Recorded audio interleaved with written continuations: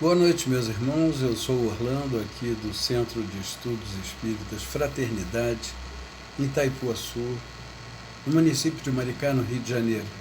E hoje eu volto com vocês falar sobre o capítulo 13 do Evangelho segundo o Espiritismo. Vamos à terceira parte desse estudo, em que vamos tratar da caridade material e a caridade moral, segundo as instruções dos Espíritos.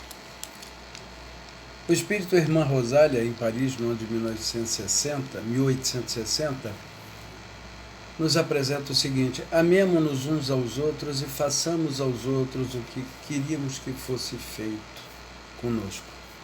Toda religião e toda moral se encerram nesses dois preceitos, meus irmãos. Se eles fossem seguidos no mundo, todos seriam perfeitos, seria maravilhoso, não haveria ódio, não haveria ressentimento. E segundo ela, direi mais ainda, não haveria pobreza, porque do supérfluo da mesa de cada rico, quantos pobres seriam alimentados? Se pudéssemos saber a alegria que eu provei ao encontrar no além aqueles a quem eu beneficiei na minha última vida terrena, seria para vocês uma experiência maravilhosa. Amai-vos, pois, ao vosso próximo, amai-o como amai a vocês mesmos, a vós mesmos, pois já sabeis agora que o desgraçado que repelis talvez seja um irmão, um pai, um amigo, que afastais para longe. Então, qual será o vosso desespero ao reconhecê-los depois no mundo dos espíritos? Quero que compreendais o bem que se faz e que podeis praticar, o maior bem, a caridade moral, que todos, absolutamente todos, podem praticar e materialmente nada custa, e que, não obstante, é a mais difícil de ser pôr em prática. Isso porque é muito mais fácil meter a mão no bolso, comprar alguma coisa ou fazer uma doação.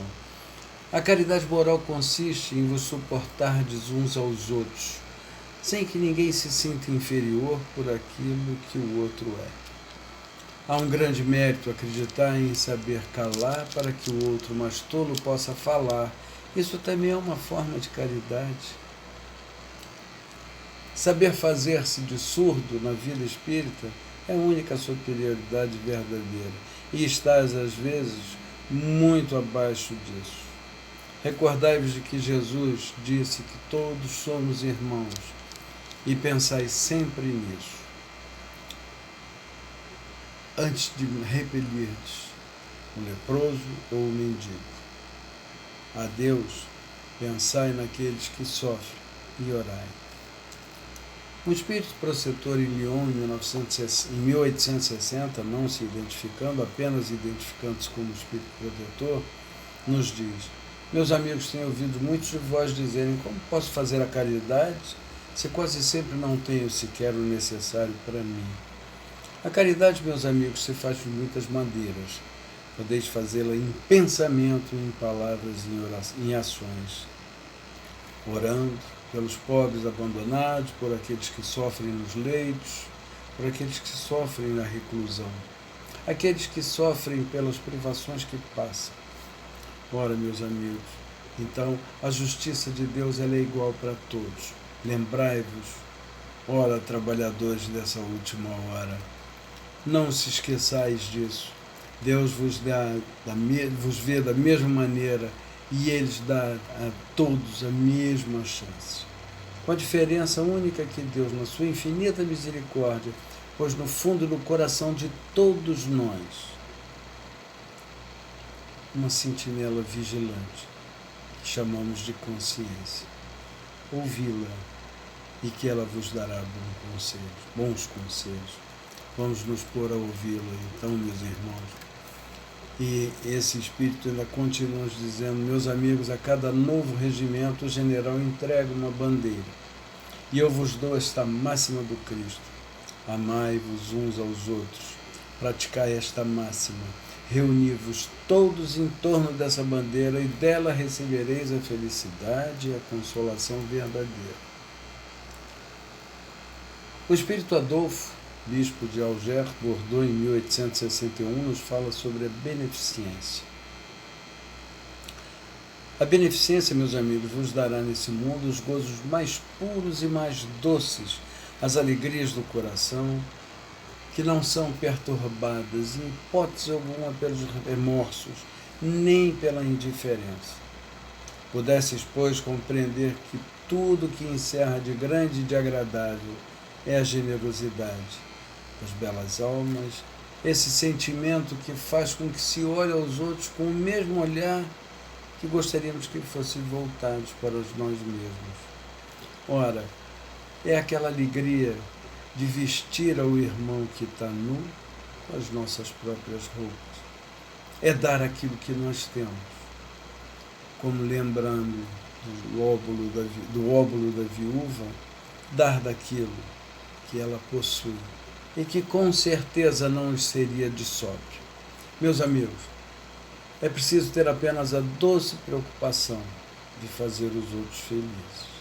Essa doce preocupação nos traz a compreensão de quanto são deliciosas as impressões daquele que vê renascer a alegria, aonde momentos antes só havia desespero. Compreendei quais são as vossas obrigações para com os vossos irmãos.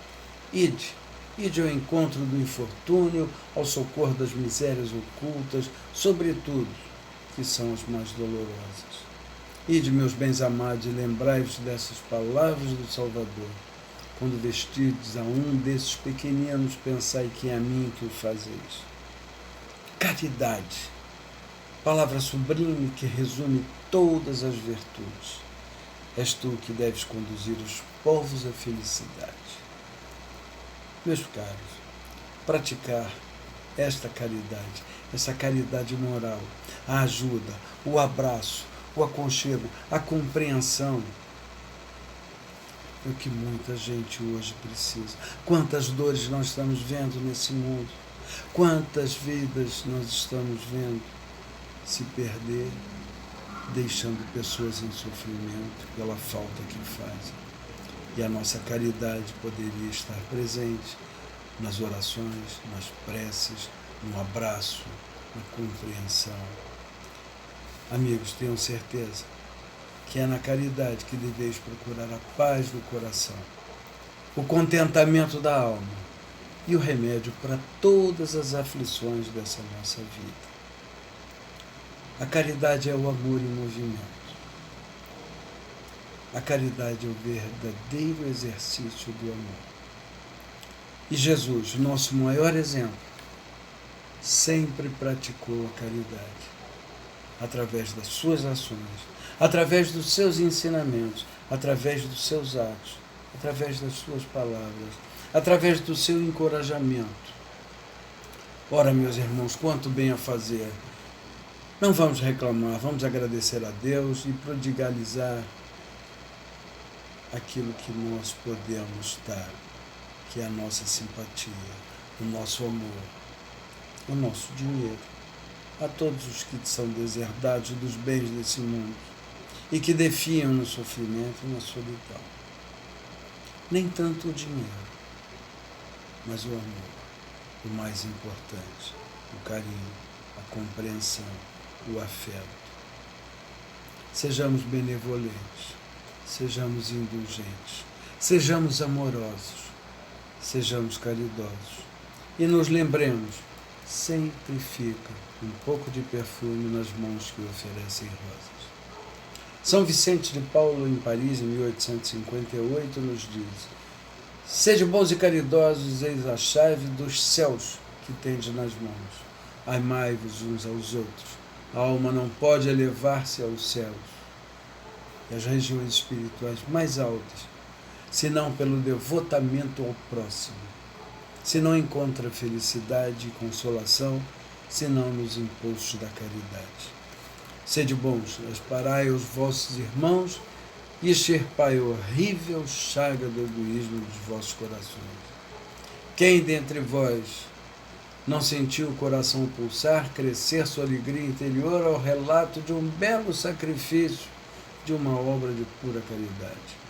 Exemplos não vos faltam, o que falta é a vontade, sempre rara.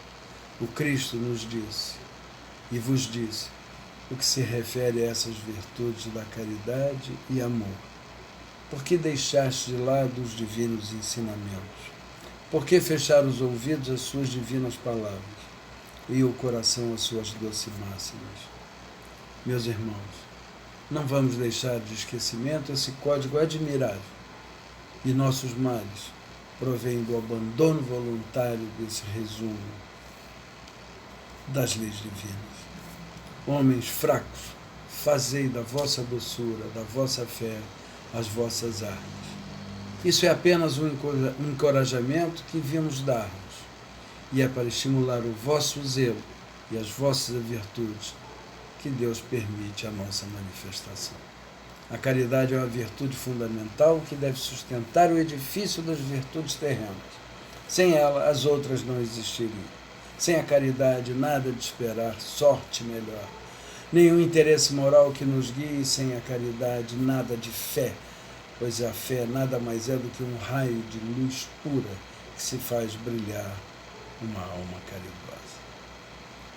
Boa noite a todos, fiquem em paz, sejam caridosos, sejamos irmãos, sejamos benevolentes, sejamos fiéis às palavras do nosso Mestre Jesus.